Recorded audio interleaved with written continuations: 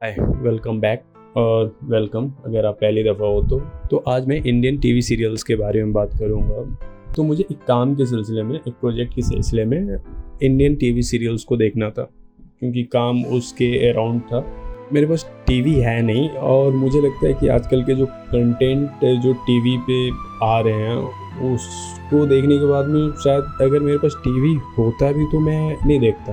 खैर, जब सीरियल्स देख रहा था तो मुझे कुछ चीज़ें हुई ऐसे जो नोटिस हो, जैसे कि पता है, एक चैनल पे अगर 4 सीरियल्स आ रहे हैं, ट्रस्ट में तुम आइडेंटिफाई नहीं कर पाओगे। तुम मतलब कैरेक्टर वाइज, कॉस्ट्यूम वाइज और मे बी प्लॉट वाइज भी बहुत हद तक तुम अलग नहीं कर पाओगे कि कौन सीरियल है, कौन सीरियल है। मतलब कई सीरियल्स को देखने के बाद तो ऐसा पता चला कि मतलब एक दूसरे सीरियल से एक दूसरे सीरियल्स में उनका एंट्री आना जाना लग रहा है। समझ रहे हो? मान लो ए कोई सीरियल है, उसके एक्टर्स बी में आ रहे हैं किसी एक पर्टिकुलर एक एपिसोड में, और ए और बी के जो कैरेक्टर्स हैं वो सी में जा रहे हैं किसी एक पर्टिकुलर एपिसोड में। हालांकि चैनल से मैं ये समझ सकता था, पर बहस किया, फिर बाद में पता चला कि यार ये एक ही सीरियल से निकले हुए ये 3 सीरियल हैं। मतलब जो पास्ट में एक सीरियल थी, अब वो जाके 3 सीरियल बन गई है। अब भी आज भी उनको पता नहीं चल रहा है कि क्या कहलाता है। और फिर मैंने ना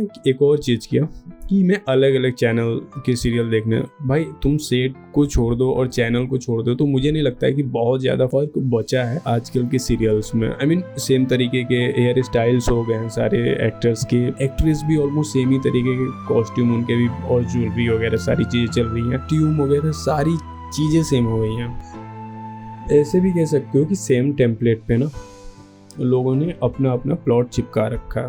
ये जो सीरियल्स मैं देख रहा था अपने काम के सिलसिले में, इनका भूत हटाने के लिए मैं ऐसे ही सर्च कर रहा था कि पुराने कुछ सीरियल्स हैं। हालांकि कुछ सीरियल्स मैंने देखे, हाँ ये अलग की बात है कि मैंने सारे पूरे सीरियल्स नहीं देखे, पर बहुत हद तक देखा है और मुझे वो बहुत पसंद आया। तो मैं आज उन्हीं सीरियल्स के बारे में बात करने वाला हूँ। तो ये मैंने 5 सीरियल्स हैं जिसके बारे में फ़िलहाल मैं बता रहा हूँ, और अगर कभी मौका मिले तो देखना, यूट्यूब पे भी मिल जाएगी। एक है मालगुडी डेज। तो ये ना 1986 में आई थी, दूरदर्शन पे आती थी, ऑब्वियसली उस वक्त दूरदर्शन था। ये मतलब इसके टोटल 4 सीज़न है और 4 सीज़न में 54 एपिसोड है। पहले 3 सीज़न कंटिन्यू आए थे 86, 87 और 88 में। उसके बाद में जो 4th सीज़न है वो 2006 में आई। और ये सीरियल जो है वो R.K. नारायण एक राइटर हुआ करते थे, उनकी स्टोरीज पे बेस्ड है। और इसमें ये है कि एक फिक्शनल जगह है मालगुडी, उस जगह में जो लोग रह रहे हैं उनकी ज़िंदगी में क्या चल रही है, इसके बारे में सीरियल है। और ये यूट्यूब पे है।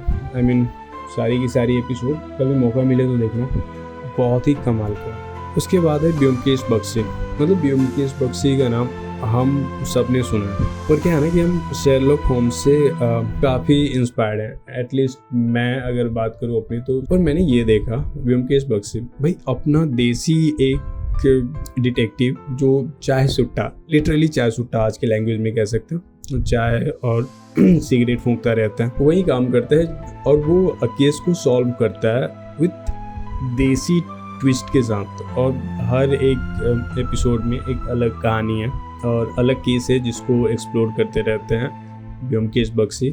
और ब्योमकेश बख्शी को प्ले कर रहे हैं रजित कपूर। भाई बहुत कमाल के एक्टर हैं। ऑफिस ट्रस्ट में ये बहुत ही फनी सीरियल है और बहुत ही मज़ेदार है। और ये एक सटायरिकल टेक है करप्शन के ऊपर। सो बेसिकली एक कैरेक्टर है मुसद्दी लाल, जिसको प्ले करते हैं पंकज कपूर।